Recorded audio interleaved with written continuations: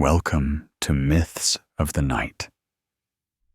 Ancient stories told in whispers to guide you into calm and peaceful rest. Here, the myths of old are retold in calm voices to help you rest, reflect, and dream in the shadowed corners of Greek mythology, where gods walk among mortals and love transcends the boundaries of life itself. There exists a story so heartbreaking, so achingly beautiful, that it has echoed through millennia. This is the tale of Orpheus and Eurydice, a love story that begins in joy, descends into the deepest darkness imaginable, and ultimately teaches us that some losses, no matter how desperately we fight against them, remain beyond our grasp. Tonight, as you drift toward sleep, let me take you on a journey through ancient Thrace, down into the realm of the dead, and into the very heart of what it means to love someone so completely that you would challenge death itself to reclaim them. The Divine Musician. Our story begins not with Eurydice, but with Orpheus himself, a figure whose very existence straddled the line between mortal and divine. Born of the union between Calliope, the muse of epic poetry, and either the Thracian king Oeagrus, or, in some tellings, the god Apollo himself, Orpheus entered the world already touched by magic. Ancient sources disagree on his father's identity, but all agree his mother was Calliope, which helps explain the extraordinary gifts he would display. His mother, chief among the 9 muses who inspired all artistic creation, whispered poetry into his infant ears before he could speak. His father, whether earthly king or sun god, ensured that music would flow through his veins like a second bloodstream. The lyre that would become Orpheus's most treasured possession came from Apollo, god of music and light. Not just any lyre, mind you, but a golden instrument that seemed to contain all the harmonies of creation within its strings. When Apollo first placed it in young Orpheus's hands, the god taught him not merely to play, but to pour his very soul through the instrument. Under such divine tutelage, Orpheus's skill transcended anything the mortal world had witnessed. His fingers moved across the strings with supernatural grace, coaxing forth melodies that seemed to emanate from some deeper reality beneath the surface of everyday existence. The power of Orpheus's music defied natural law. When he played in the forests of Thrace, trees would uproot themselves and shuffle closer, their ancient wooden hearts yearning for another note. Rivers would pause mid-flow, their waters forming glassy pools so as not to disturb the melody with their babbling. wild beasts, predator and prey alike, would gather in peaceful circles around him. Lions lay down beside lambs, wolves nuzzled against deer, and bears swayed gently to rhythms that spoke to something primal in their spirits. Even stones themselves were said to weep at the beauty of his songs, their hard surfaces growing damp with something like tears. The humans who heard Orpheus play found themselves transported beyond the mundane concerns of daily life. Farmers would abandon their plows mid-furrow. Warriors would lower their swords, and merchants would forget their coins, all drawn irresistibly toward that divine sound. His voice, when he sang, possessed the same enchantment as his playing. It was said that Orpheus could sing of the creation of the world in such a way that listeners felt they were witnessing that first dawn. He could sing of love and make the coldest heart burn with longing. He could sing of sorrow and draw forth tears from the most hardened souls. This was no ordinary talent. This was a gift from the divine realms, a power that placed Orpheus among the most renowned figures of the heroic age. So great was his fame that when Jason assembled his crew of heroes for the quest to retrieve the Golden Fleece, Orpheus was among those chosen, not for his strength of arm or skill with weapons, but for his music.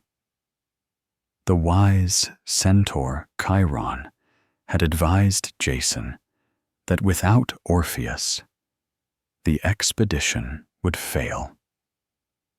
And indeed, it was Orpheus who saved the Argonauts from the sirens, those deadly bird women whose songs lured sailors to shipwreck and death. When the Argo sailed within earshot of those fatal rocks, Orpheus drew his lyre and played music so magnificent, so utterly captivating, that it drowned out the siren's enchantment entirely. The crew heard only Orpheus, and they sailed safely past. Yet for all his adventures, for all his fame and supernatural gifts, Orpheus remained incomplete. His music, beautiful as it was, lacked a certain depth. It could charm and enchant, but it had not yet learned to grieve. It had not yet discovered the profound sadness that can only come from loving something so deeply that its loss becomes unbearable. That education would come soon enough, in the form of a young woman who would change everything. The meeting and the marriage. Eurydice entered Orpheus's life like a gentle dawn breaking over the mountains of Thrace. She was a nymph, one of those nature spirits who dwelt in forests and streams, embodying the wild beauty of the natural world. Ancient sources vary in their descriptions of her origins. Some identify her among the dryads, tree nymphs whose lives were bound to the forests, while others call her a naiad, a water nymph of the springs and streams. A few sources even suggest she was a daughter of Apollo, though this connection appears less commonly in the surviving texts. What all accounts share is the essential truth. She was breathtakingly beautiful, possessed of a grace and loveliness that seemed to radiate from within. Their meeting, as fate would have it, occurred at one of Orpheus's performances. He had been playing in a meadow, surrounded as always by his usual audience of entranced animals and swaying trees, when Eurydice happened upon the gathering. She had been drawn by the music from wherever she had been wandering, pulled inexorably toward that divine sound. When she emerged from the tree line and Orpheus saw her for the first time, his fingers faltered on the strings. For the first time in his life, something existed that could distract him from his music. Their eyes met across that meadow, and something fundamental shifted in the universe. Orpheus, who had dedicated his entire existence to his art, suddenly understood that music, for all its beauty and power, was incomplete without someone to share it with. Eurydice, who had lived her nymph's life in perfect harmony with nature, felt herself drawn to this mortal man with an intensity that both thrilled and frightened her. The attraction was immediate, overwhelming, and utterly mutual. What followed was a courtship conducted through music and poetry.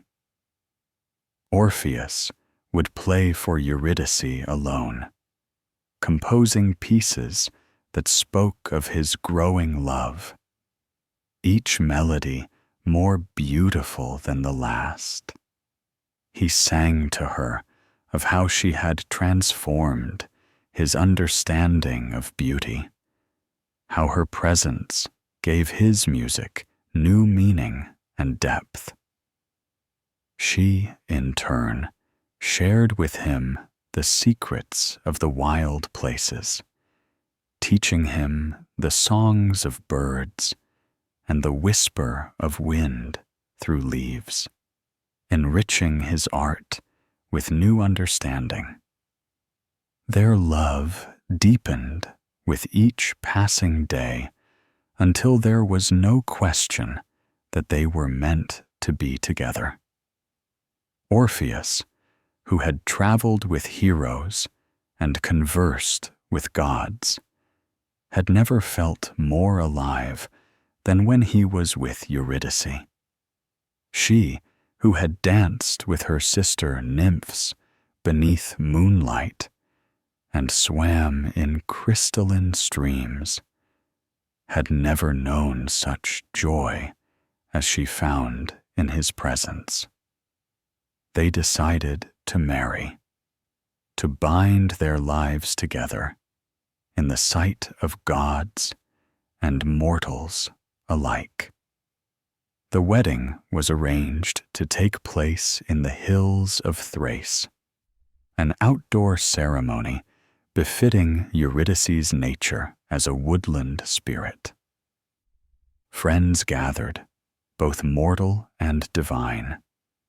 The Muses themselves attended to honor Calliope's son. The day was beautiful, the sky clear and bright, the air filled with the scent of flowers and the songs of birds. Everything seemed perfect, blessed by fortune and the favor of the gods.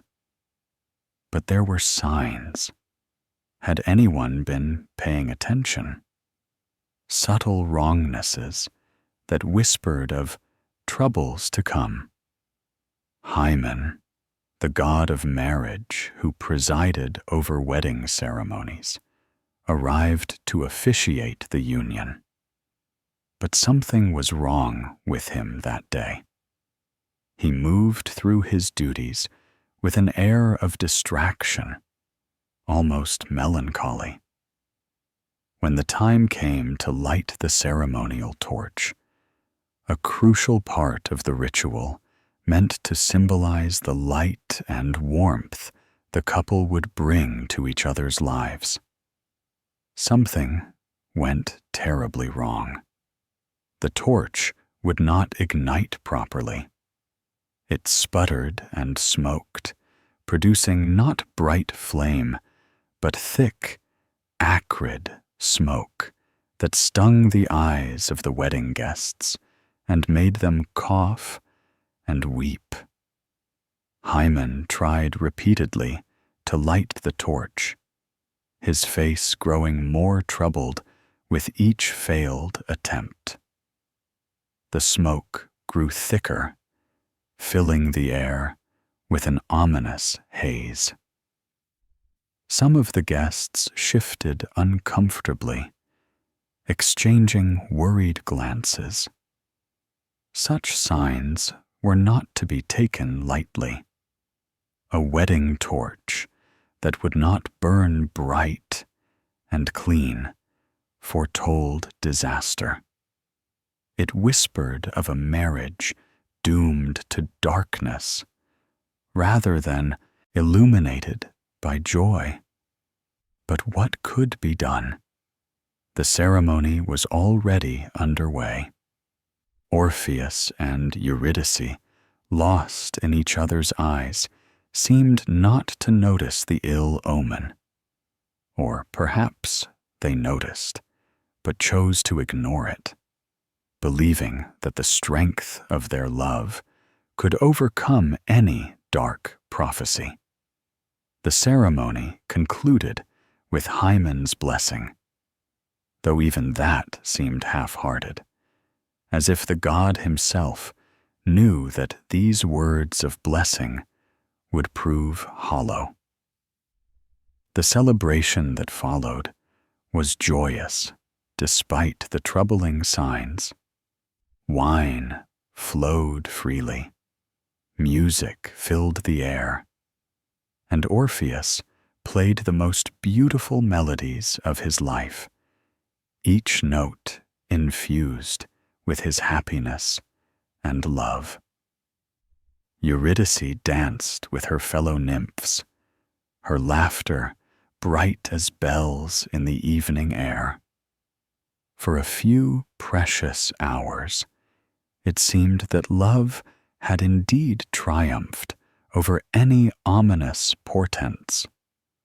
The couple was radiant, their happiness infectious, and the wedding guests allowed themselves to believe that perhaps the smoking torch had been merely a fluke, a meaningless accident rather than a warning from fate. But fate, as the ancient Greeks knew all too well, is not easily defied. And the darkness that the smoking torch had prophesied was already drawing near, creeping toward them even as they celebrated. The serpent's strike. The ancient sources tell different versions of what happened next, each with its own emphasis and detail. The Roman poet Virgil, writing in his Georgics, introduced a figure named Aristeus into the tale, a shepherd who became obsessed with Eurydice's beauty. In this version, shortly after the wedding, Eurydice was wandering in the countryside when Aristeus saw her and pursued her with dark intentions. She fled through the forest, her heart pounding with fear, running without watching where her feet were landing, concerned only with escape.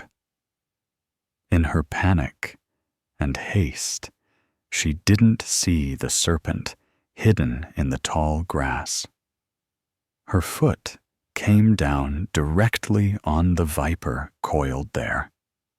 In an instant, faster than thought, the snake struck.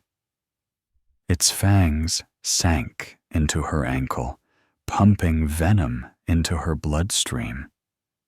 Eurydice stumbled and fell, crying out in pain and shock. But the Roman poet Ovid, writing his Metamorphoses a few decades after Virgil, tells a different story. In his account, there was no pursuing shepherd, no chase through the forest. Instead, Eurydice was simply walking, perhaps dancing with her fellow Naiads in a meadow, celebrating her new marriage with the joy and abandon of youth. The snake was there, hidden among the grass or flowers, and she stepped upon it unknowingly.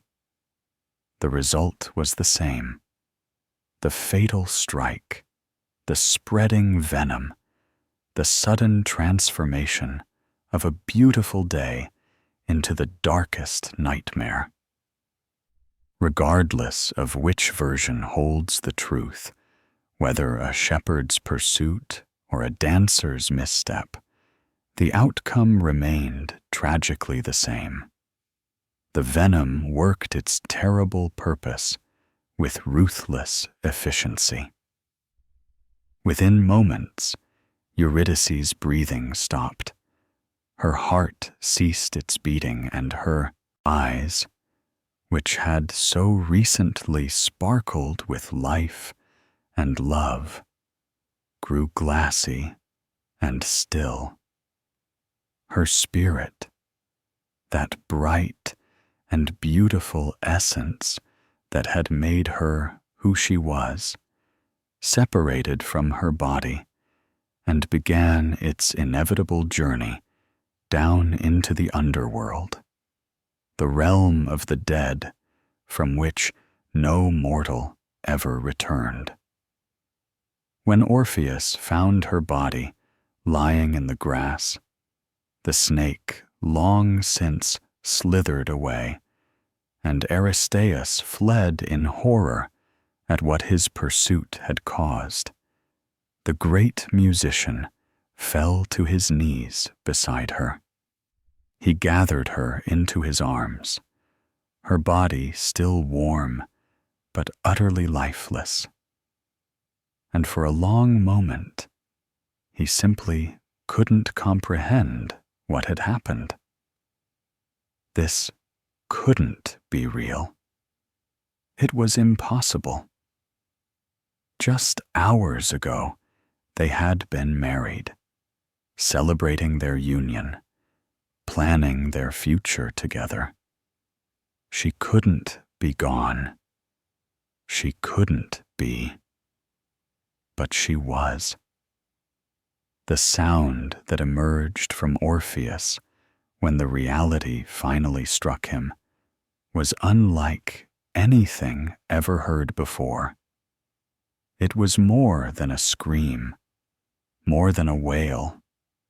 It was grief made audible, sorrow given voice, the sound of a heart shattering into pieces so small they could never be reassembled. The cry echoed across the valleys and mountains, reaching up to the heavens themselves. The very stones trembled at the sound. The sky seemed to darken. Nature itself recoiled from the magnitude of his anguish. The music of mourning. Orpheus carried Eurydice's body from that place of death to prepare it for burial. but he could not let her go. He sat beside her, cradling her in his arms, and began to play his lyre. But the music that flowed from it now was transformed, infused with a grief so profound that it seemed to contain all the sorrow of the world within its notes. He played songs of mourning that made the heavens weep. The Muses, his mother among them, heard their son's grief and wept openly. The gods themselves paused in their celestial activities, touched by the depth of his sorrow. On earth, every creature that heard the music was affected. Animals gathered around him and bowed their heads in sympathy. Trees drooped their branches as if in sorrow. Rivers ran slower, their waters seeming to reluct to flow, while such sadness filled the air. But most affected were the nymphs who had been Eurydice's companions. They clustered around, openly weeping, their tears falling like rain.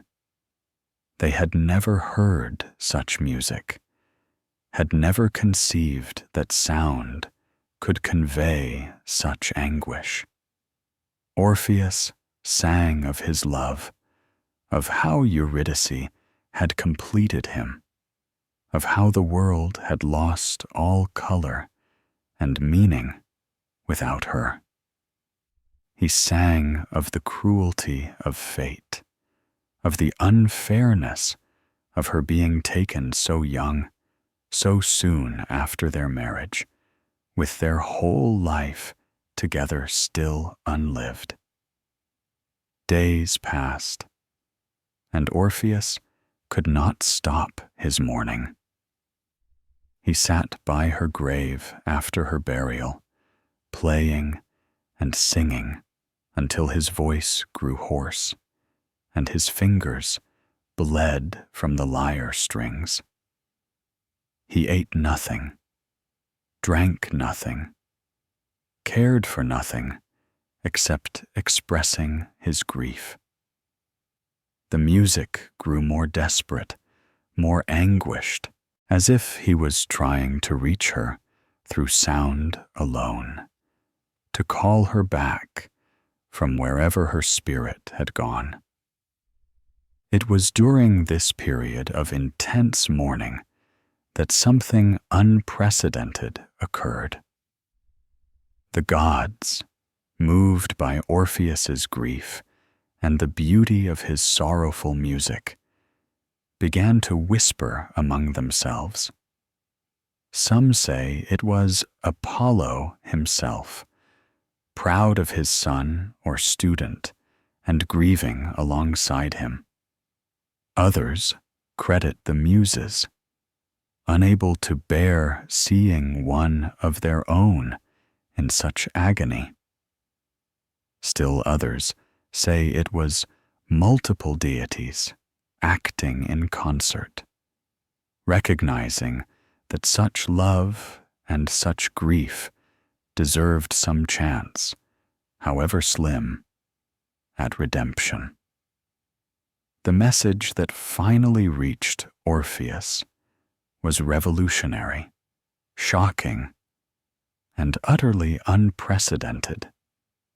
He should journey to the underworld, the realm of the dead, and petition Hades and Persephone directly for the return of Eurydice's soul. No mortal had ever attempted such a thing. The underworld was final, its gates closed to the living. The dead could not return. This was the fundamental law of existence, the boundary that separated life from death, the rule that even gods largely respected. But Orpheus's grief was so complete, his love so profound, and his music so powerful that perhaps, just perhaps, an exception could be made. The gods who suggested this path provided him with guidance on how to enter the underworld, which hidden pathways led down into that dark realm, how to navigate the dangers he would face. They warned him that success was far from guaranteed. Hades, lord of the dead, was stern and unyielding. Persephone, his queen, was gentler, but still bound by the laws of her dark kingdom. The very attempt might result in Orpheus's own death. But Orpheus didn't hesitate. Without Eurydice, what value did life hold? What purpose did his music serve if he couldn't share it with her? What meaning could existence have when the person who had given it meaning was gone? He would go into the underworld. He would face death itself, and he would bring Eurydice back, or he would die trying. Descent into darkness. The entrance to the underworld that Orpheus chose lay in a deep cavern in the region of Taenarum in Laconia, one of several places where the living world connected to the realm of the dead. As he stood at the mouth of that dark cave, lyre in hand, he could feel the cold air rising from the depths, smell the scent of damp earth, and something else, something indefinable that whispered of death and endings. For a moment, he hesitated, his mortal body rebelling against what his heart demanded. Every instinct screamed at him to turn back, that mortals were not meant to walk this path. But then he thought of Eurydice's smile, her laugh, the way her eyes had lit up when she listened to his music. He thought of all the days they would never share, all the songs he would never play for her, all the love that had been cut short by a serpent's strike. He gripped his lyre tighter and stepped into the darkness. The descent was long and treacherous. The path wound downward through narrow tunnels where no sunlight had ever reached, where the air grew progressively colder and damper. Strange sounds echoed from the depths, whispers that might have been wind or might have been voices, distant wails that could have been merely acoustics in the stone, or could have been the cries of suffering souls.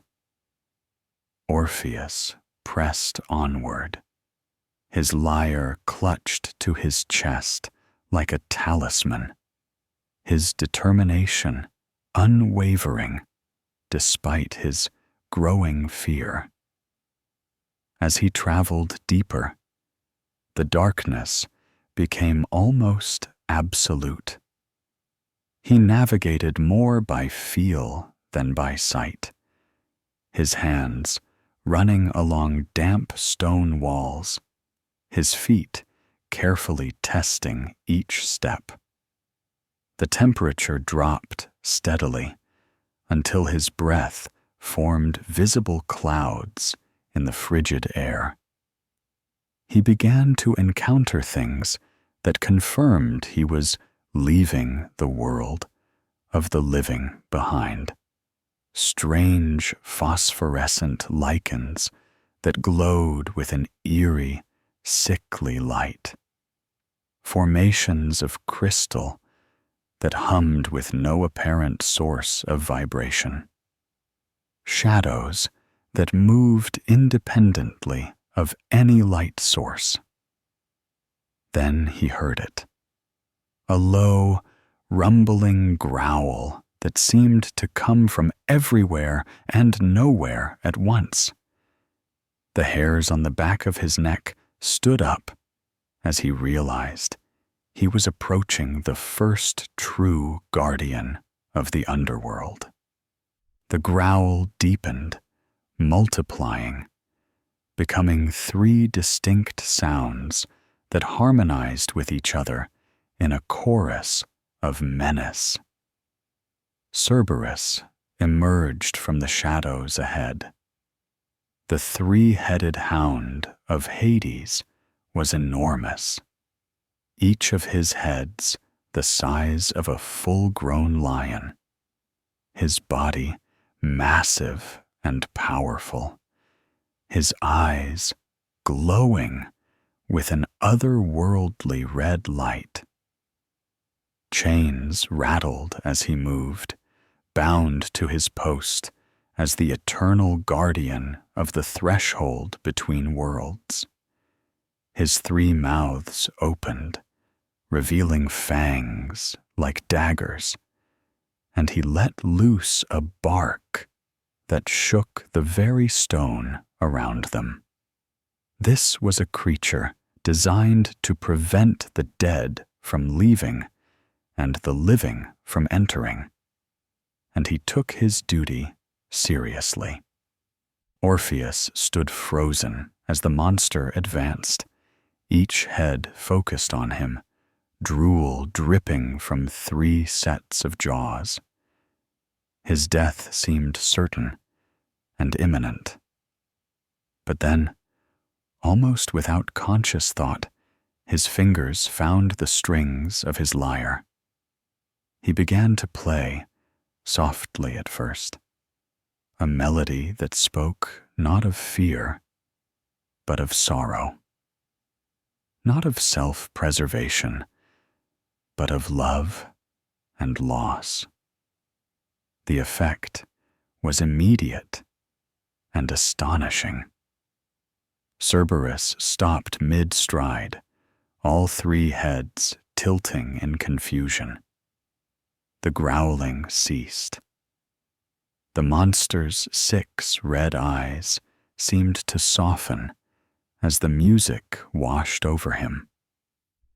Orpheus played on, pouring all his grief into the melody, all his longing for Eurydice, all his desperate hope that love could somehow conquer even death itself.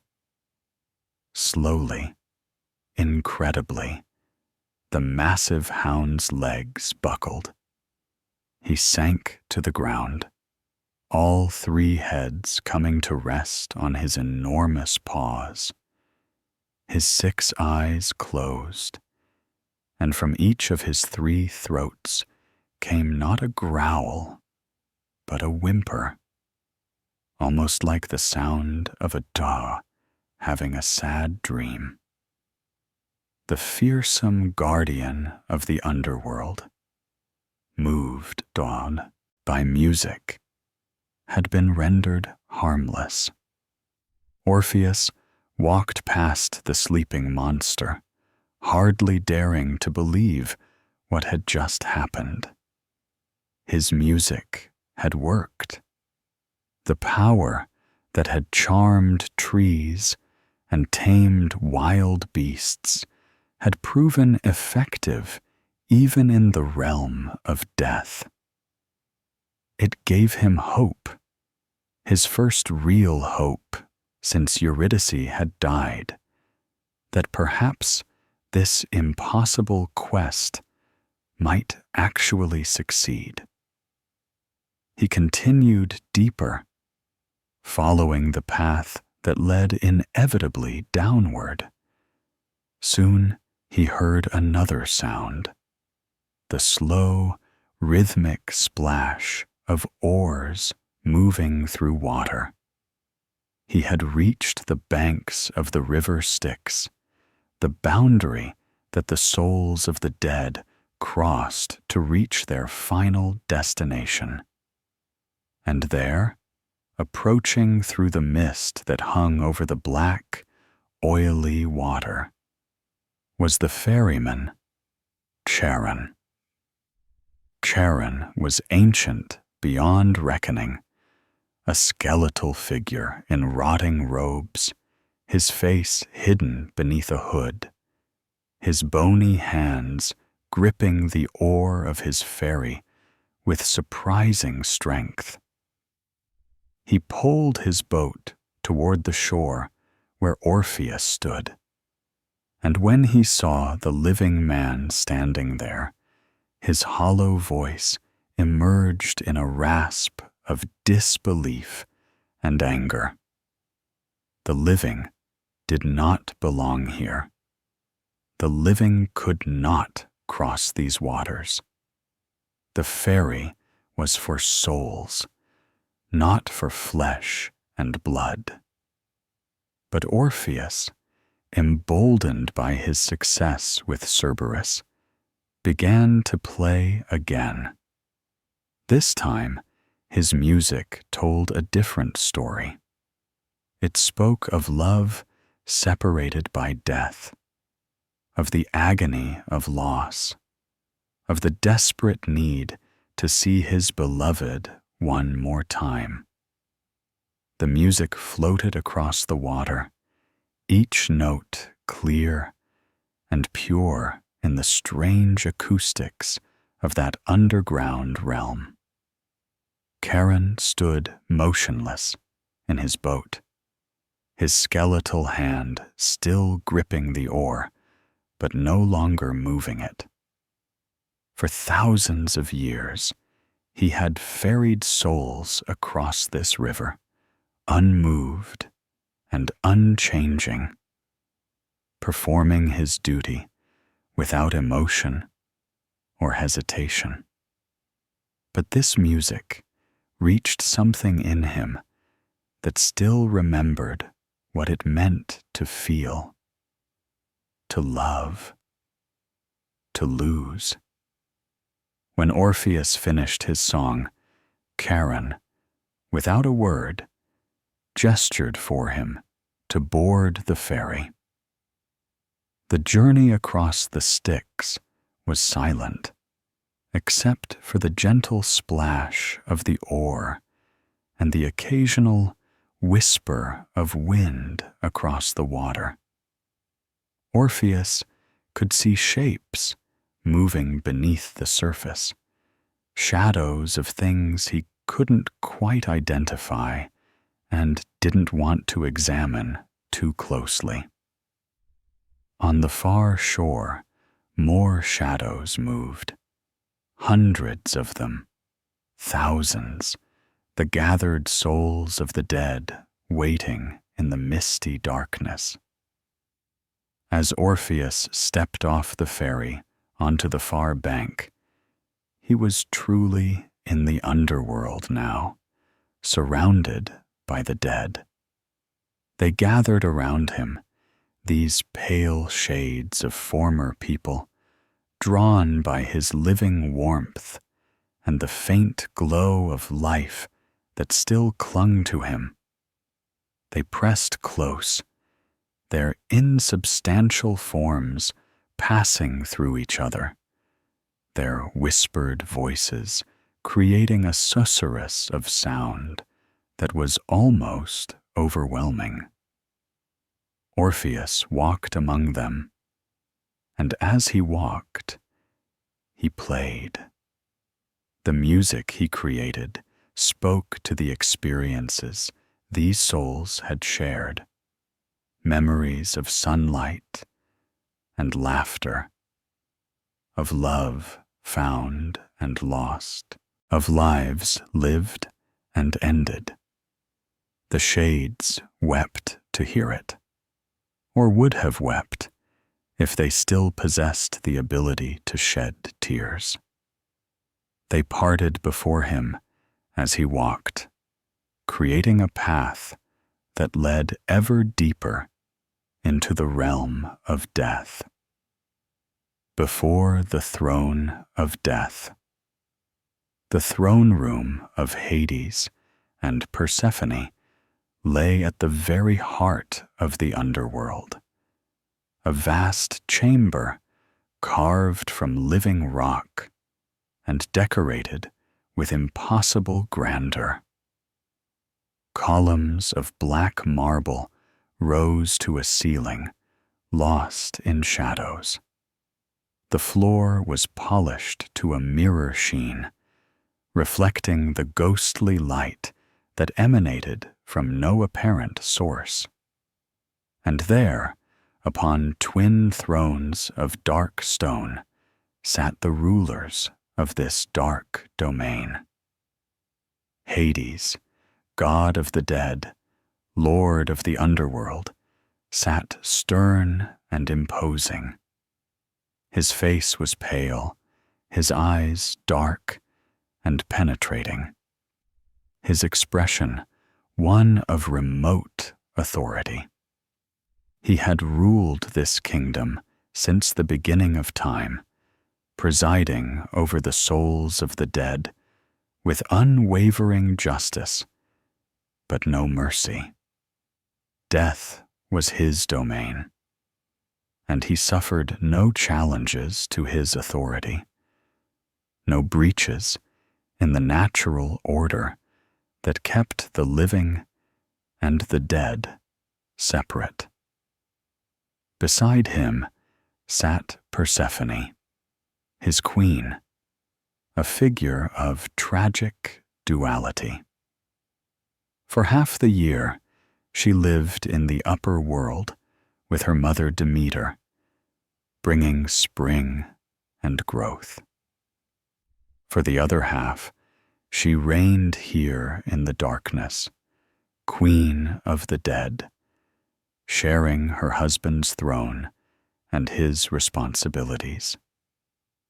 She had known loss herself, torn from the world of light and life, and perhaps because of that, there was a softness in her eyes that was absent from her husband's gaze. Around them stood the ministers of death, the Furies with their serpentine hair and bloody eyes, ancient spirits of vengeance, the judges of the dead who determined where each soul would spend eternity. Various other deities and spirits who maintained the complex bureaucracy of the afterlife. The entire court turned to regard Orpheus as he entered, this lone living man who dared intrude upon their domain. Orpheus advanced toward the thrones, his lyre in his hands, his heart pounding in his chest. He had come so far, overcome such obstacles, but now came the true test. He needed to convince death itself to relinquish its claim on Eurydice, to break the fundamental laws of existence, to set a precedent that could unravel the very order of things. It seemed impossible. It probably was impossible. But he had to try. He stood before the thrones, and without preamble, without formal greeting or plea for permission, he began to play. And as he played, he sang, his voice carrying throughout that vast chamber, reaching into every dark corner, heard by every soul in that gray realm. He sang of the creation of the world, of how gods and humans came to be, of how love was the fundamental force that gave meaning to existence. He sang of meeting Eurydice, of how she had completed him, transformed him, given his music new depth and his life new purpose. He sang of their marriage, of the joy that had filled their hearts, of the future they had dreamed of together. Then his song turned dark, descending into grief and loss. He sang of finding her dead, of the agony that had consumed him, of how the world had lost all color and meaning without her. He sang of love cut short, of potential unfulfilled, of the cruel randomness that had stolen her away. His voice cracked with emotion. His fingers moved desperately across the strings, and every note, every word, was infused with such raw, genuine anguish that it could not be dismissed or ignored. The effect on the court of the dead was unprecedented. The Furies, those ancient spirits of vengeance and retribution, began to weep. Tears flowed down their faces, perhaps the first tears they had shed since the creation of the world. The souls of the damned, suffering their eternal punishments, paused in their torments. Tantalus, condemned forever to reach for food and water that remained just beyond his grasp, forgot his hunger and thirst. Sisyphus, doomed to push his boulder up a hill only to have it roll back down for eternity, stopped and sat upon his stone, listening. The Maenads, cursed to fill leaky jars with water forever, lowered their vessels and attended to the music. Even Ixion's wheel, spinning endlessly as punishment for his crimes, gradually slowed and then stopped. And then the impossible happened. Hades himself was moved. The stern lord of the dead, who had presided over countless souls with unwavering justice and no mercy, felt something stir in his ancient heart. A tear formed in his eye and traced down his pale cheek. Beside him, Persephone wept openly, her own experiences of loss and sorrow resonating with the story Orpheus told. When the last note faded and silence fell over the throne room, Hades and Persephone sat motionless for a long moment. The entire court waited, hardly daring to breathe, to see what would happen next. Never before had anyone witnessed such a thing. The rulers of death itself had been moved to tears by a mortal's music. Finally, Hades spoke, his voice like the rumble of earth shifting in its depths. He acknowledged the power of Orpheus's love, the beauty of his music, the depth of his grief.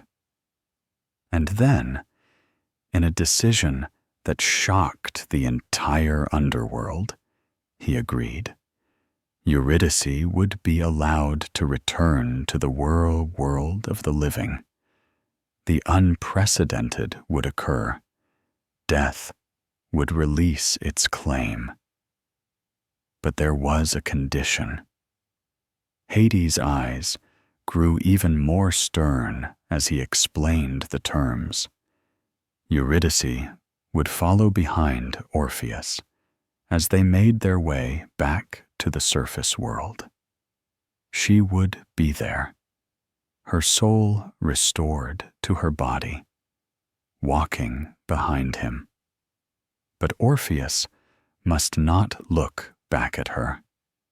He must not turn around, must not verify her presence, must not let his eyes fall upon her until they had both emerged completely from the underworld and stood once more in the full light of the sun. Only when the sunlight touched both their faces would the spell be complete, and Eurydice fully restored to life. If he looked back before then, if doubt overcame faith, if he turned to see her while they were still in the realm of death, she would be lost to him forever. There would be no second chance, no appeal, no mercy. She would return to the underworld, and this time she would never be allowed to leave. The ascent and the fatal glance. Orpheus agreed without hesitation. How could he not? This was what he had come for, what he had risked everything to achieve. One simple condition: don't look back. He could do that. He would do that. Nothing would make him turn around. He would lead Eurydice back to the world of light, back to life, back to their future together. He turned and began to walk back the way he had come, retracing his steps through the vast realm of the dead. And behind him, though he could not see her, Eurydice followed. Her soul had been restored to her body, her life renewed, but she remained in that strange, liminal state between death and true life, dependent entirely on Orpheus's faith and obedience to complete the journey.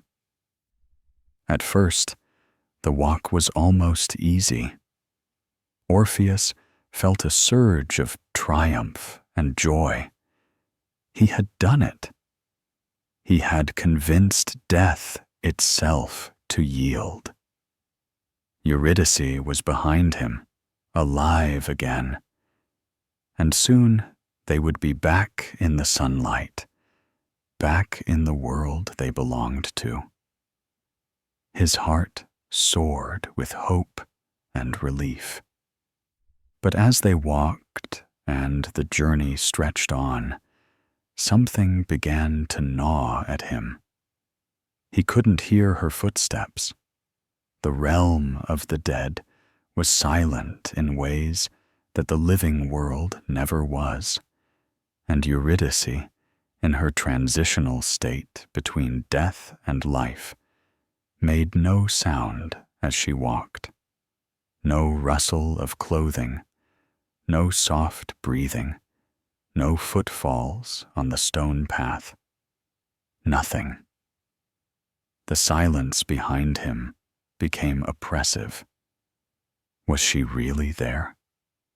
Had Hades truly kept his word, or had this all been some cruel trick?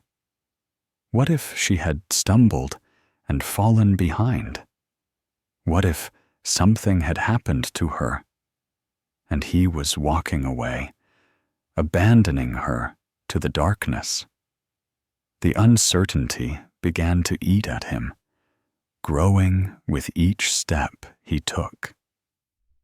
He tried to focus on moving forward, on reaching the surface, on completing the journey. He reminded himself of the condition, of what would happen if he looked back. But the doubt was insidious, creeping into his mind like poison. The path seemed longer than he remembered, the darkness more complete. How much farther did they have to go? How long had they been walking? Time felt strange in this place, elastic and unreliable. His mind began to torture him with possibilities. Perhaps Eurydice was struggling, reaching out for him, needing his help, but unable to call out. Perhaps she was in pain, suffering, and he was callously walking ahead without checking on her. What kind of husband would that make him? What kind of love refused to look at the beloved, to ensure her safety and well-being? The rational part of his mind argued back. The condition was clear. Don't look back. That was all he had to do. Trust that she was there. Have faith in the gods. Promise. Keep walking. Keep moving forward. And soon they would emerge into the light together. But rationality was losing ground to emotion, to the overwhelming need to see her, to confirm her presence, to reassure himself that this wasn't all some terrible dream. They passed the River Styx again, Charon ferrying them across in silence. Orpheus strained his ears, trying to hear if there were two sets of footsteps boarding the boat, two passengers making the journey. But he heard nothing conclusive, only the splash of the oar and the whisper of water against the hull. The uncertainty gnawed at him more fiercely. They passed Cerberus, the great hound still subdued by the memory of Orpheus's music. The beast didn't stir as they walked by. But was it one person passing, or two? Orpheus couldn't tell. The darkness was so complete, the silence so absolute. His hands trembled. Sweat beaded on his forehead despite the cold. Every fiber of his being screamed at him to turn around, to look, to verify that she was really there.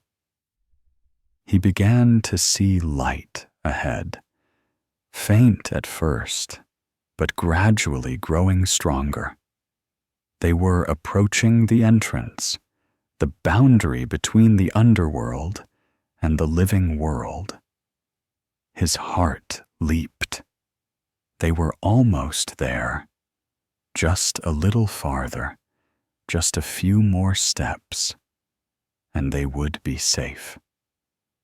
The sunlight was so close now, streaming down through the cave entrance, warm and golden and alive. But with the light came a new fear, perhaps the most terrible one yet. What if the condition wasn't just about physical presence in the underworld? What if they both had to be completely out, bathed in sunlight, before he could look back? If that was the case, and he couldn't see her, how would he know when she had fully emerged?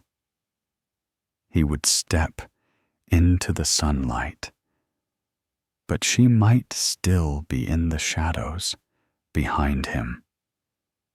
If he turned too soon, even by a second, even if he was in the light, but she wasn't quite there yet, it would all be for nothing. The uncertainty became unbearable. The silence behind him was like a void, an absence so complete that it seemed to confirm his worst fears. What if she had never been there at all? What if Hades had lied, had sent him away with false hope, had made him look like a fool? What if she had fallen, stumbled, been reclaimed by some eager spirit of death?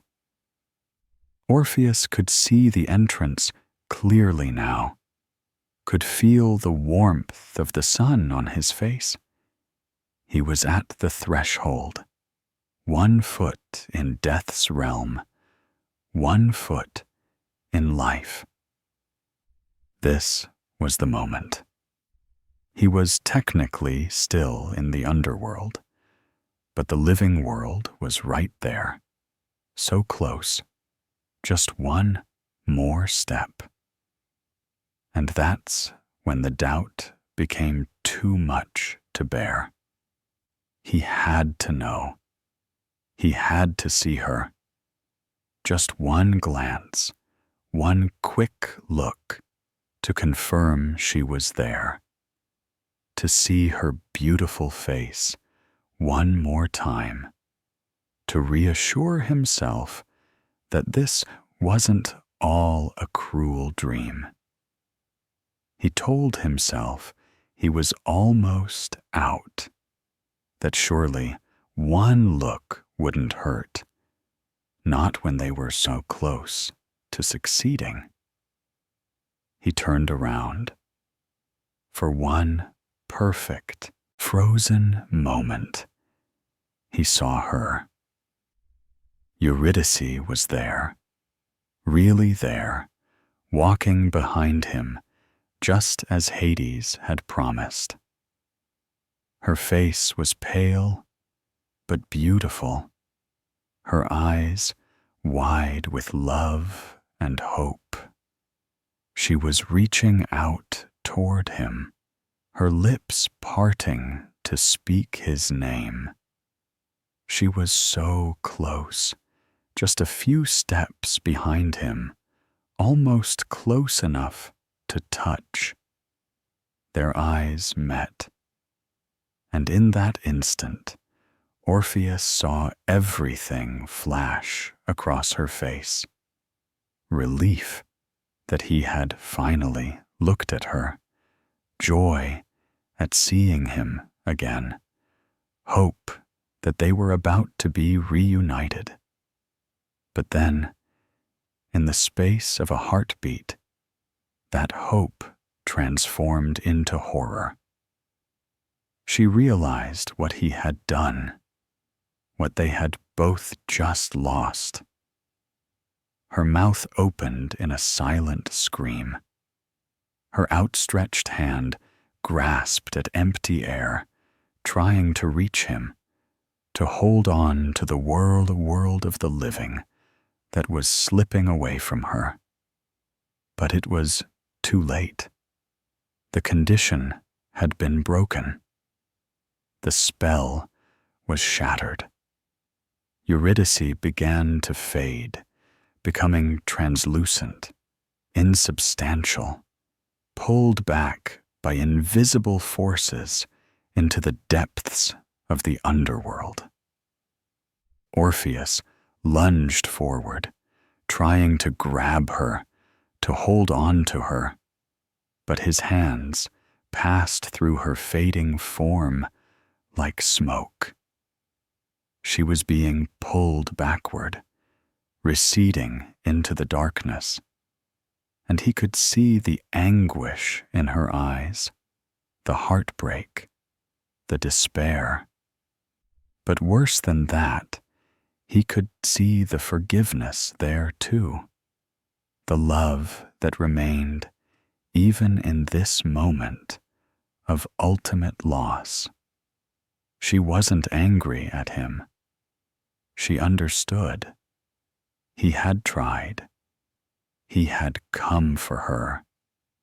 He had loved her enough to challenge death itself. Her lips moved, forming words he could barely hear as she faded. Farewell. And then she was gone, vanished back into the gray mist, claimed once more by the underworld, lost to him forever, this time. The path behind him was empty. The silence was complete, and Orpheus stood at the threshold between death and life, alone. He tried to turn back, to follow her again into the darkness, to descend once more and plead with Hades for another chance. But he found he could not. Some invisible force prevented him from re-entering the realm of death. His living body, having emerged into the light, was now barred from returning. The underworld had closed its gates to him. He had been given one chance, one opportunity, and he had failed at the final moment.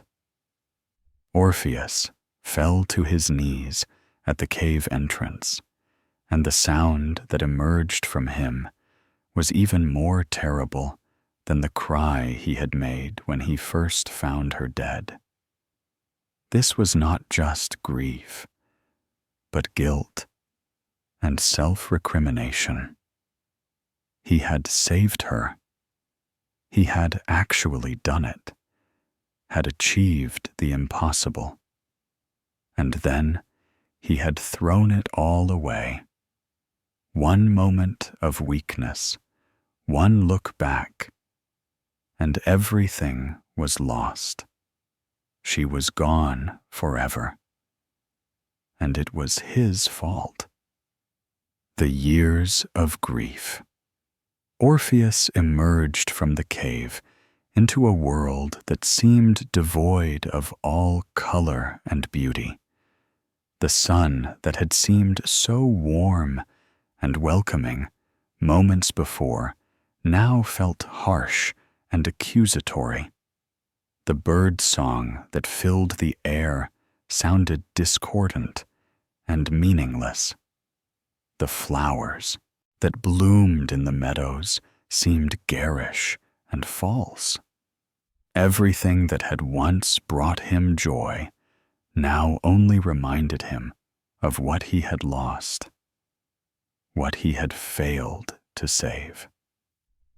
He wandered through Thrace like a ghost himself, neither fully alive nor truly dead, existing in some gray space between. His lyre remained with him, but the music that flowed from it now was transformed.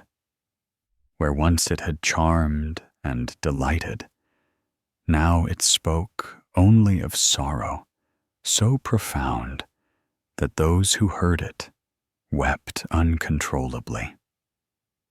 The animals that had once gathered to listen now fled from the sound, unable to bear the weight of such grief.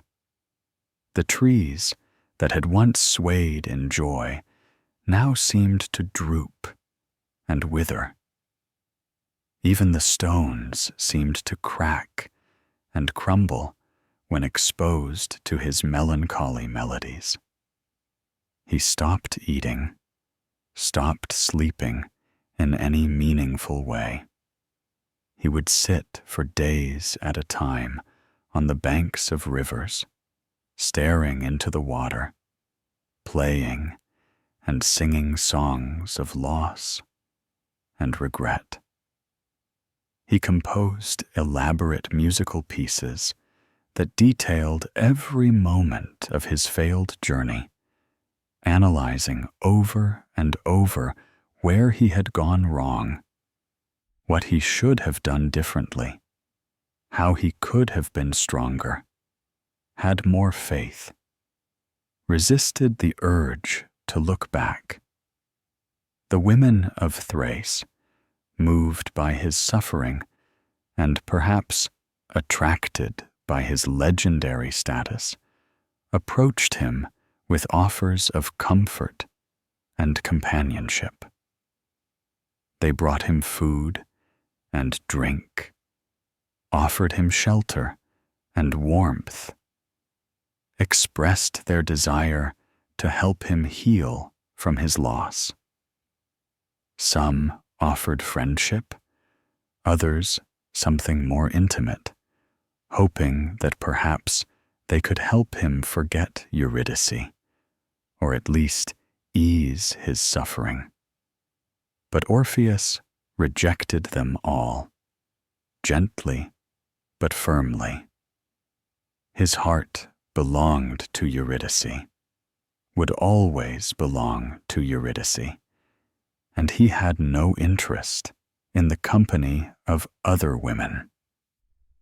Some sources tell us that during this period, he turned his affections instead toward young men, becoming one of the first to introduce this practice to Thrace, seeking in male companionship something that reminded him less painfully of what he had lost. Others say he simply rejected all human connection, living in complete isolation. His only companions, the memories of his lost love, and the music that kept those memories alive. Years passed in this fashion. 3 years, some sources say, during which Orpheus wandered the wilderness, playing his sorrowful songs, existing in a state of perpetual mourning. The seasons changed around him, but he barely noticed. Spring came and went. Summer blazed and faded. Autumn painted the leaves gold and red.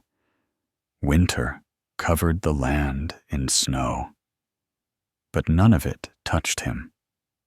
He was locked in his own season of grief, unable to move forward, unable to heal, unable to let go. During this dark period, there were occasional glimpses of his former glory. The story of his voyage with the Argonauts remained well known, how he had saved the crew from the sirens during their quest for the Golden Fleece. Those adventures seemed to belong to a different person, a different life, a time before Eurydice, when he had been innocent of true loss, when Jason had assembled his crew of heroes. Orpheus had been among those selected not for his physical prowess, but for his music. The wise centaur Chiron had told Jason that the expedition would fail without Orpheus aboard. And indeed, the musicians' contributions had proven invaluable throughout the journey. His songs had kept the crew's spirits high during the long months at sea.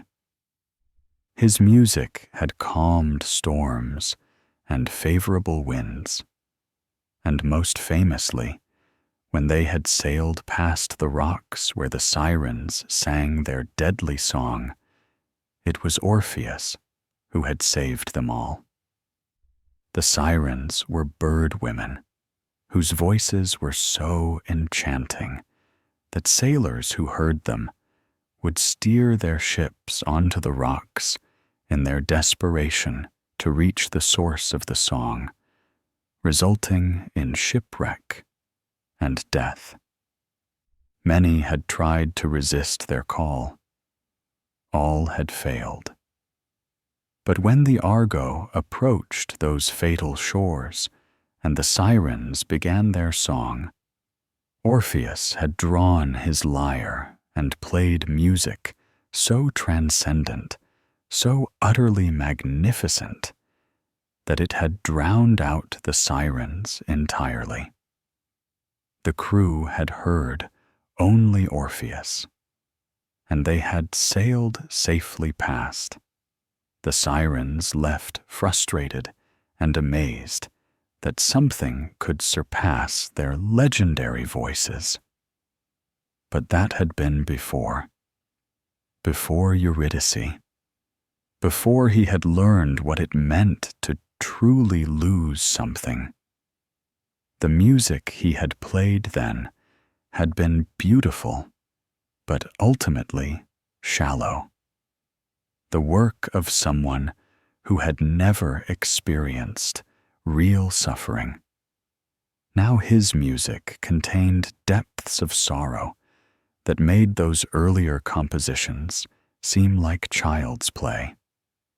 He had been transformed by grief into something both greater and lesser than what he had been before. The Maenads and the final tragedy. The end, when it came, arrived in violence and madness. The ancient sources preserve multiple versions of Orpheus's death, but all agree on the essential facts. He was torn apart by the Maenads, the female followers of Dionysus, god of wine and ecstasy and divine madness. The reasons for this brutal killing vary depending on which ancient author you consult, suggesting that the story evolved over centuries of retelling. In one tradition, preserved by the playwright Aeschylus, the Maenads attacked because Orpheus had turned away from honoring Dionysus, dedicating himself instead to worshipping Apollo, the god of music and light. Orpheus would rise before dawn and climb Mount Pangaion to greet the sun, seeing in Apollo's light something pure that contrasted with the darkness of the underworld he had witnessed. Dionysus, offended by this abandonment, sent his followers to punish the musician who had once been devoted to his mysteries. In another account, found in Ovid's Metamorphoses, the women of Thrace were simply spurned lovers. After losing Eurydice, Orpheus had either sworn off women entirely, choosing to live in perpetual mourning, or, as Ovid suggests, he had turned his affections toward young men instead. This rejection angered the Thracian women, who interpreted his behavior as an insult. During one of the ecstatic festivals of Dionysus, when wine flowed freely and inhibitions dissolved under the influence of divine madness, these women found Orpheus alone in a forest, playing one of his melancholy songs. In their wine-fueled frenzy, their anger at his long-standing rejection boiled over into violence. They fell upon him with whatever weapons came to hand: sticks, stones, their own hands, and teeth.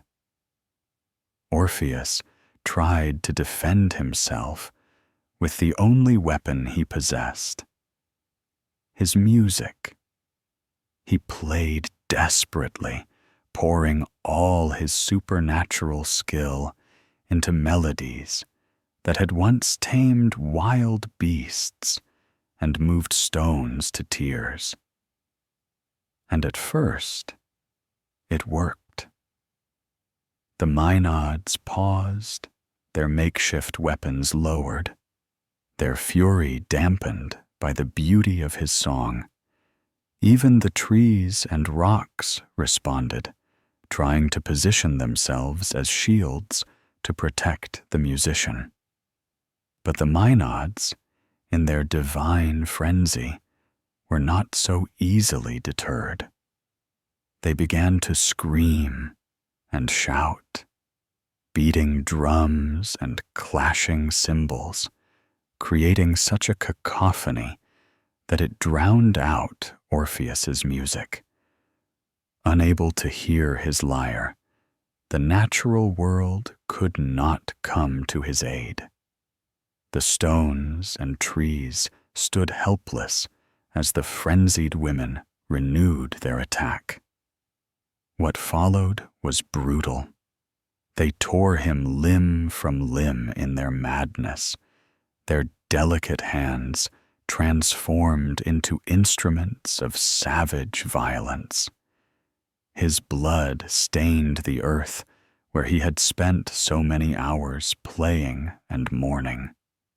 His body was scattered across the landscape, the pieces left where they fell.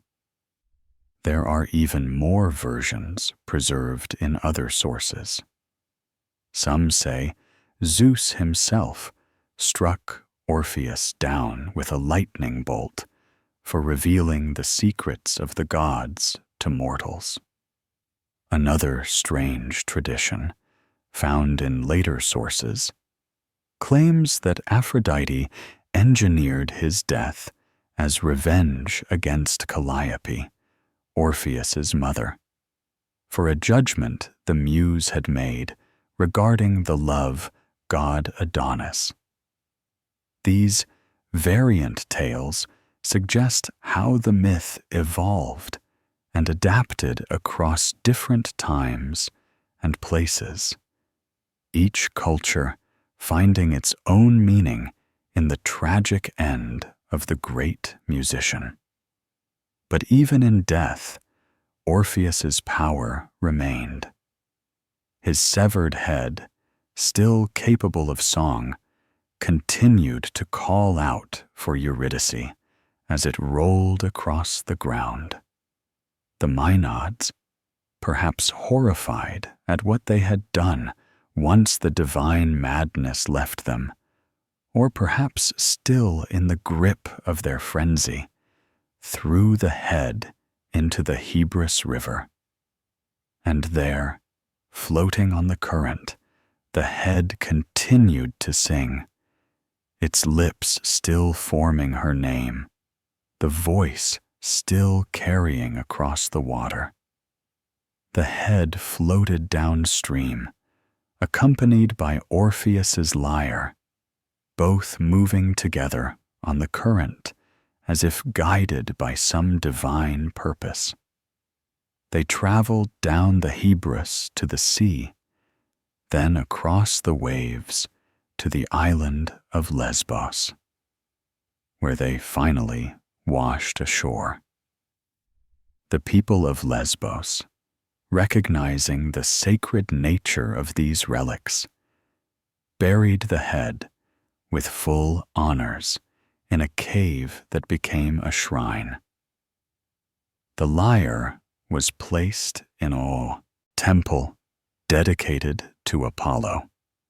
Legend says that the cave where Orpheus's head was buried became an oracle, his voice continuing to prophesy from beyond death until Apollo himself, jealous that his shrine was being neglected in favor of Orpheus's, commanded the head to fall silent.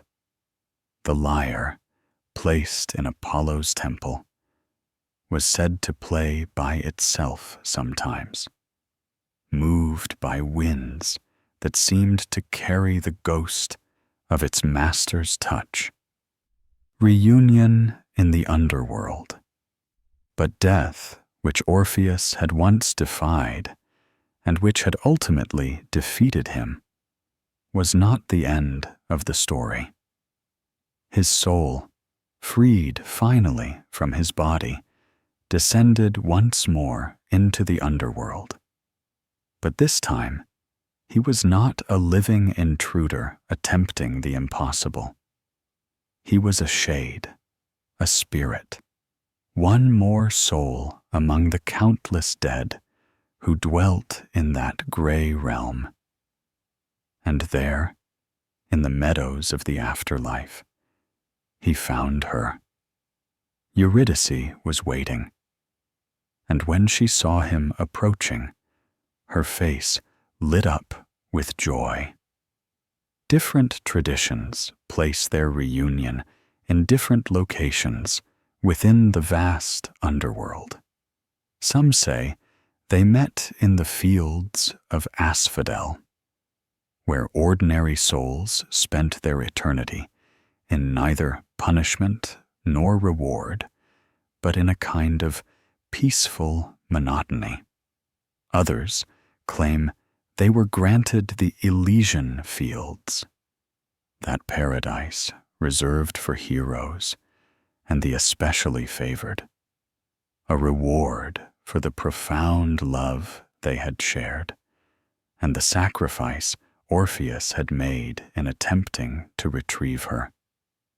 Wherever they found each other, there was no recrimination, no anger for his fatal glance that had lost her.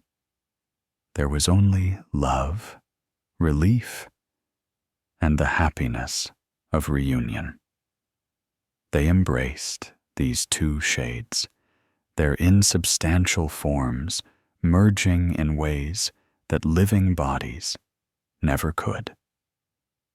And then they walked together through the gray fields, hand in hand, finally able to be together without conditions, without tests, without the possibility of loss. Death, which had separated them, now united them eternally.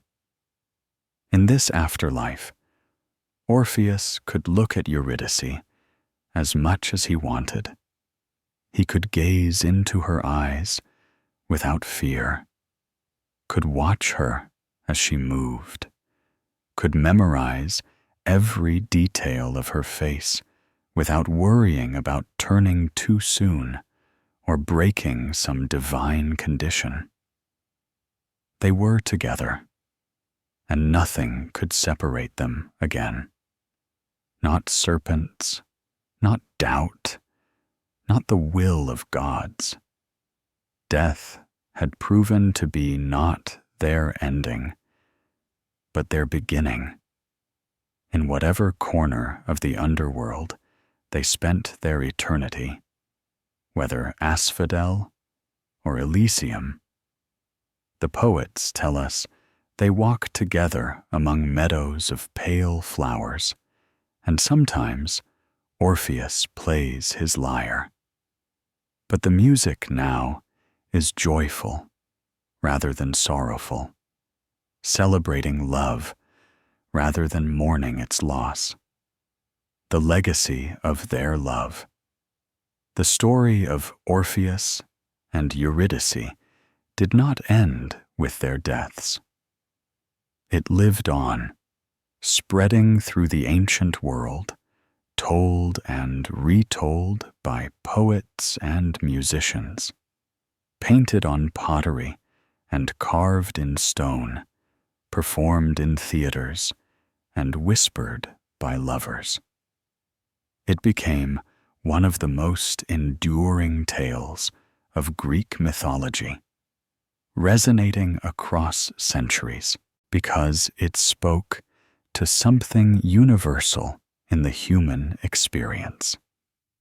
The tale appeared in multiple ancient sources, each adding its own details and interpretations. The Greek lyric poet Ibycus, in the 6th century BCE, provides the earliest known reference to Orpheus, though without the full story.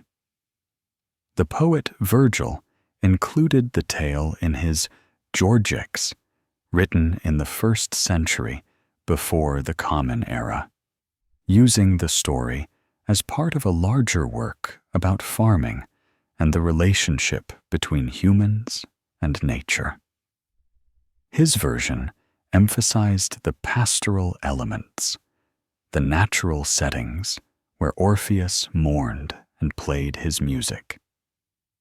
Virgil was also the first to introduce Aristeus into the narrative, making him the reason for Eurydice's fatal flight. Ovid, writing shortly after in his Metamorphoses, provided perhaps the most complete and emotionally resonant version of the tale. His telling emphasized the psychological aspects of the story, diving deep into Orpheus's doubt and the tragic moment of the backward glance. It was Ovid who most fully developed the idea that Orpheus turned not from weakness, but from love, from an excess of caring rather than a lack of faith. Later writers and artists returned to the story again and again. In the Renaissance, it inspired operas, paintings, and sculptures. Claudio Monteverdi's opera L'Orfeo, first performed in 1607, was one of the earliest operas ever created and helped establish opera as an art form. The story's combination of music, love, and tragedy made it perfect for operatic treatment, and numerous composers would create their own versions in the centuries that followed. Painters from every era found inspiration in the tale. They depicted the wedding with its ominous smoking torch, Orpheus playing before the animals and trees, the descent into the underworld, the moment before Hades and Persephone, and most dramatically, that fatal backward glance. Each artist brought their own interpretation, their own emphasis, but all recognized the story's power to move viewers and inspire contemplation of love and loss. The myth resonated because it addressed fundamental questions that humans have always asked. What happens after death? Can love survive beyond the grave? How do we cope with losing those we love? The story provided no easy answers, no simple comfort. Orpheus and Eurydice's love was real and profound, but it was not enough to conquer death permanently. Orpheus's music, powerful enough to charm stones and tame beasts, could soften death's heart, but not change its fundamental nature. In the end, he failed. He lost her twice. And yet, the story insists that his attempt mattered, that his willingness to descend into the darkness in pursuit of love was itself a kind of victory. The backward glance, that crucial moment when everything was lost, has inspired endless interpretation and debate throughout the centuries. Why did he turn? Was it weakness, or doubt, or love itself? Different readers at different times have found different meanings, and the ancient sources themselves offer various explanations. Some see it as a tragic flaw, Orpheus's inability to trust the gods or have faith in what he cannot see. Others interpret it as an inevitability, suggesting that doubt is inherent in love, that we can never fully believe in our happiness, especially when it seems too good to be true. Some readings suggest that Orpheus turned not despite his love, but because of it. He looked back because his love was so great that he couldn't bear the uncertainty, couldn't continue forward without verifying that she was truly there. In this interpretation, the backward glance is not a failure of faith, but an excess of love, a demonstration that his feelings were so intense that they overrode even his reason and self-control. He knew he shouldn't look, knew the consequences, but love made him do it anyway. There are even versions of the story, like the one suggested by Plato, that introduce ambiguity about whether the gods were entirely truthful, whether perhaps Hades had set an impossible condition precisely to ensure failure, making the whole thing a cruel game played by pitiless gods. These interpretations paint the tragedy not as Orpheus's fault, but as the result of divine capriciousness, the gods giving false hope only to snatch it away. The story also raises questions about fate and free will. Was the backward glance inevitable? Was it part of Eurydice's fate to die young and remain dead? Were Orpheus's actions his own? Or was he being manipulated by divine forces beyond his comprehension? The ancient Greeks, who believed strongly in fate and the power of prophecy, would have recognized these themes and understood that sometimes our destinies are written before we make our choices, that we act freely while simultaneously fulfilling predetermined patterns. The myth became a metaphor for artistic creation itself. Orpheus, the supreme musician, represents the artist who can move hearts and change minds through beauty. But the story also acknowledges the limits of art. For all its power, for all its ability to charm and enchant, art cannot ultimately defeat death. It cannot bring back what is lost. It can only commemorate, remember, and help us process our grief. In this way, the myth becomes a meditation on what art can and cannot do, on both its tremendous power and its ultimate limitations.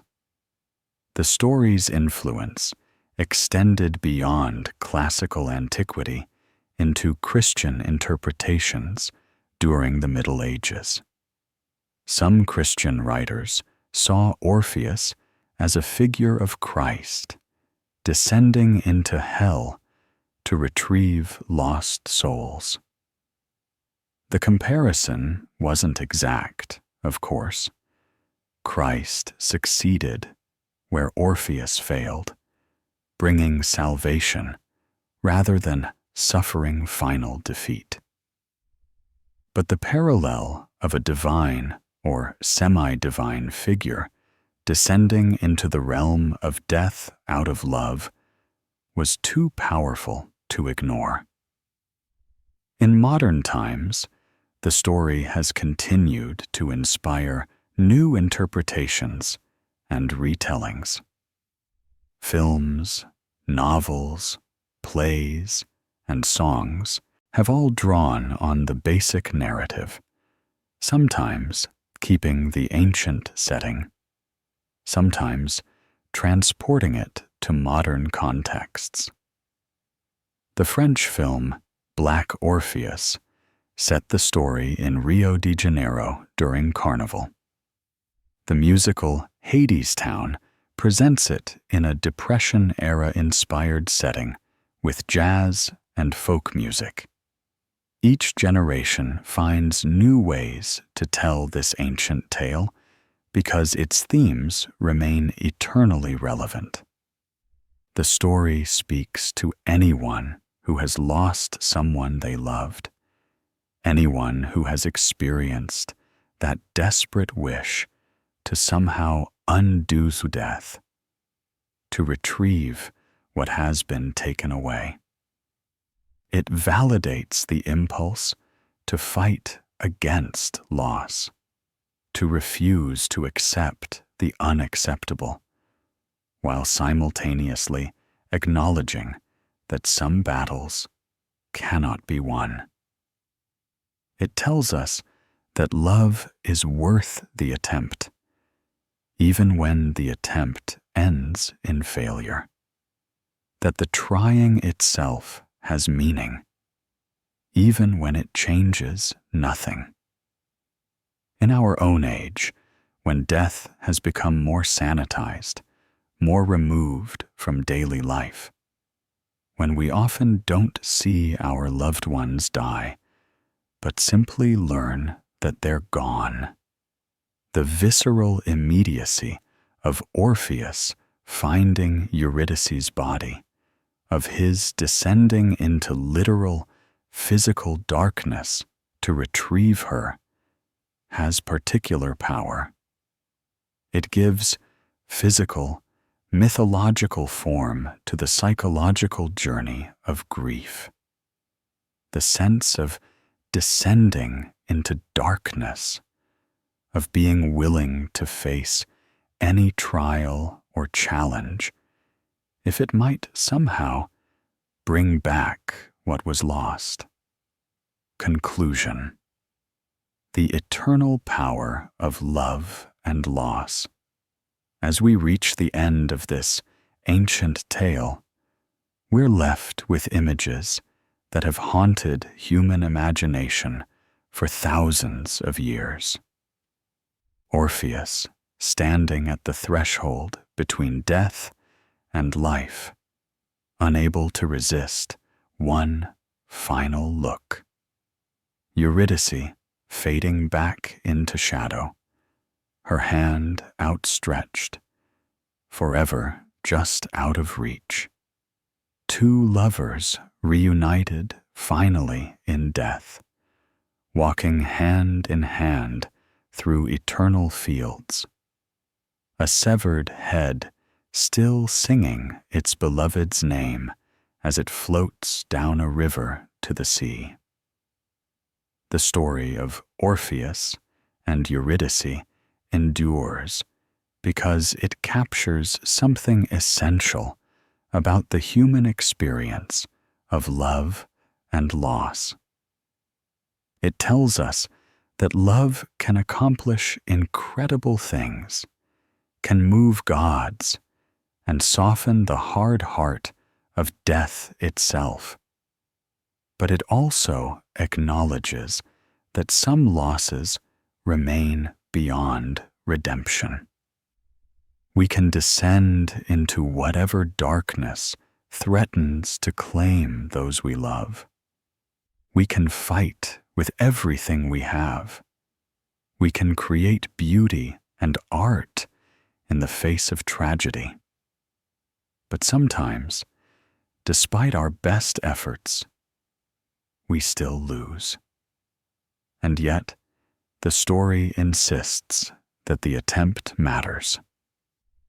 Orpheus's journey into the underworld, even though it ultimately failed, was not meaningless. He proved the depth of his love. He challenged death itself. He achieved the impossible, if only temporarily. His music moved the unmovable, changed what could not be changed, if only for a moment. That matters. That has value. Even in failure, there is a kind of triumph. The backward glance, that fatal moment of doubt, reminds us of our own human frailty. We are not gods. We cannot maintain perfect faith, perfect trust, perfect discipline, especially when our hearts are breaking and everything we love hangs in the balance. We look back. We doubt. We make mistakes at the worst possible moments.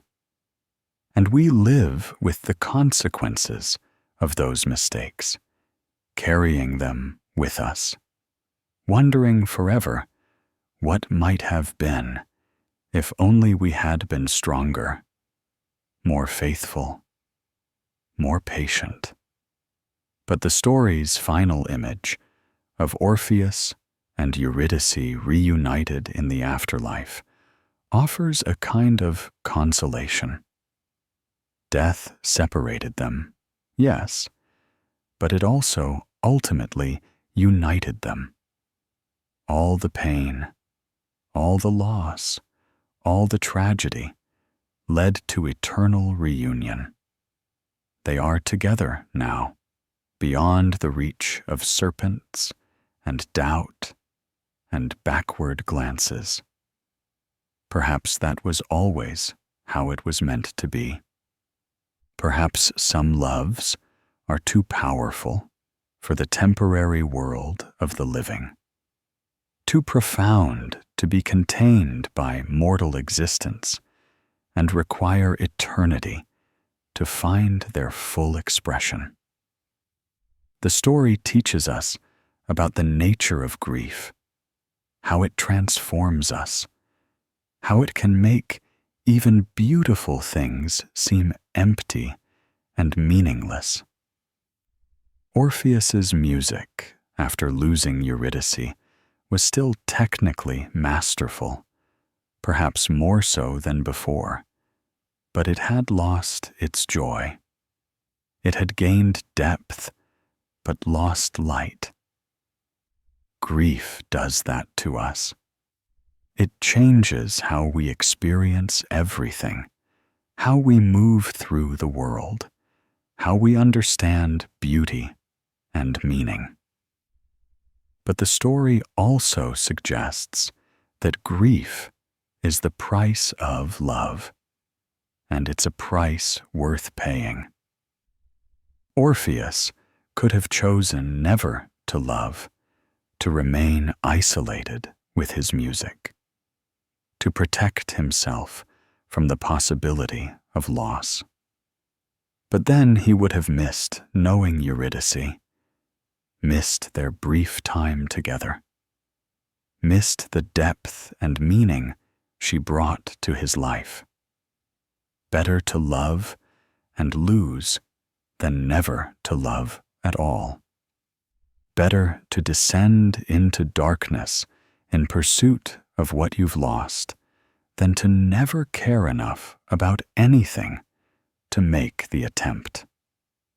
The myth of Orpheus and Eurydice continues to speak to us across the centuries because it addresses questions that never become outdated, feelings that never stop being relevant. As long as humans love, as long as we experience loss, as long as we wonder what lies beyond death and whether love can survive it, this story will continue to resonate. It offers no easy comfort, no simple answers, but it offers something perhaps more valuable: recognition that our deepest feelings, our most profound losses, our desperate attempts to defy the inevitable, all matter. They have meaning. They are worth the pain. So as you drift off to sleep tonight, remember Orpheus and Eurydice. Remember that love can move mountains, charm monsters, and soften the heart of death itself, even if it cannot ultimately conquer mortality. Remember that the attempt to save what we love has value, even when it fails. Remember that doubt is human, that we all look back when we shouldn't, and that we all carry the weight of moments when we were not as strong as we needed to be. And remember that some loves transcend individual lifetimes, surviving in story and song, inspiring generation after generation to believe that love matters, that it's worth fighting for, and that even when we lose the battle, something of value remains, something beautiful, something eternal. Thank you for joining me on this journey through one of mythology's most beautiful and heartbreaking tales. If this story moved you, if it made you think about your own experiences of love and loss, please consider liking this video and subscribing to Myths of the Night. There are so many more stories to explore together, so many more journeys into the ancient world's wisdom about the human heart. Until next time, sleep well, and may your own loves prove stronger than any challenge fate places in their path.